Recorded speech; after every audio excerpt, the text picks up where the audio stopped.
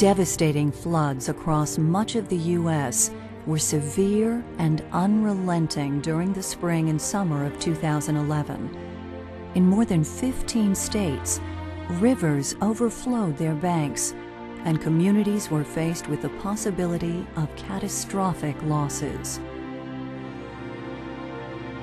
The continual rising floodwaters on major rivers all over the country forced decision-makers to make difficult choices on how best to safeguard property, reduce losses, and lessen the impact of the rising floodwaters. At the USGS, we know that science is critical for flood preparations and response. Science for decision-making became very evident during the epic floods of 2011. When floods happen, USGS crews are among the first responders.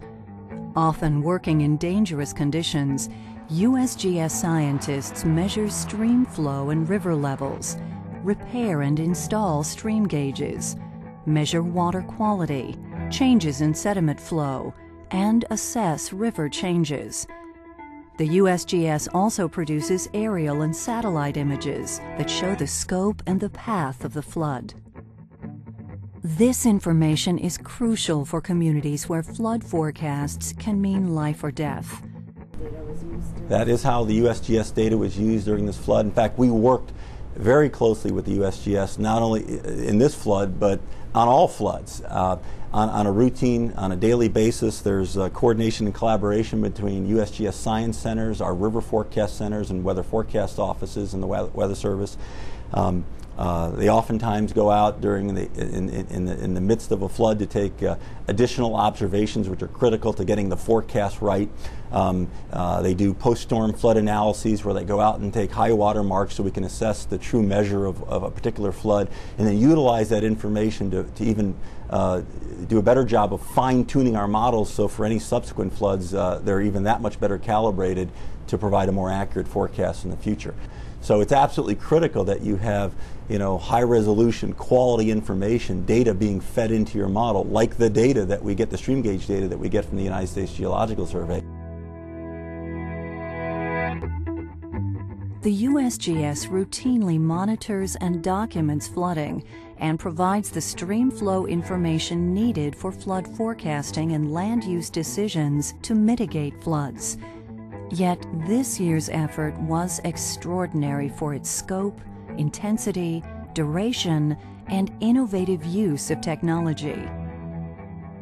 The USGS worked side by side with the Army Corps of Engineers as they made difficult decisions about opening flood control reservoirs, spillways, and levees in the Mississippi River Basin.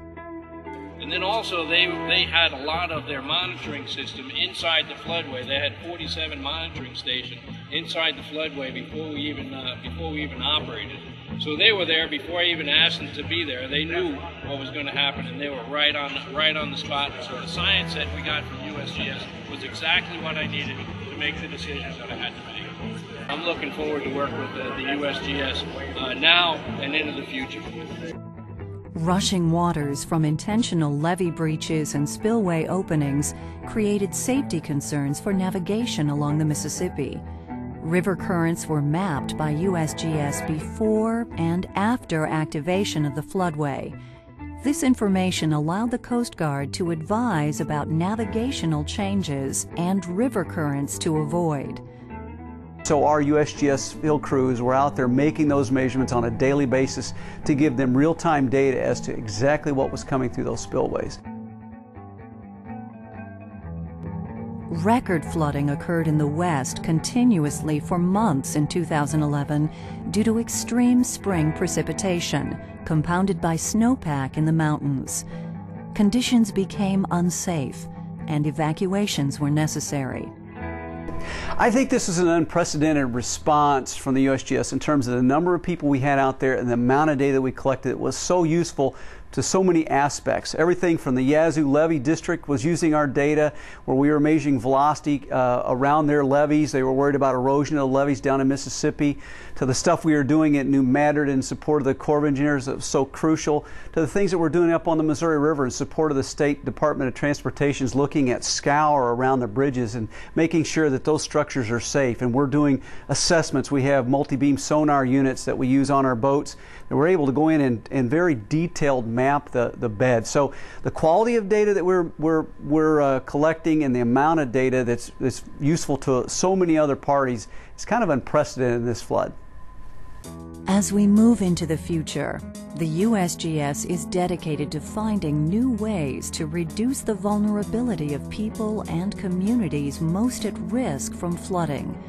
For example, the USGS and partners are working to develop flood inundation maps. These are digital map libraries that show the extent and depth of floodwaters for any river stage.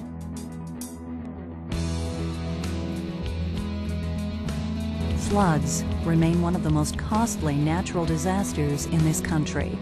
But with the USGS network of over 7,000 real-time monitoring stations across the United States and its ability to mobilize scientists during flood events, progress is being made toward making communities safer and more resilient.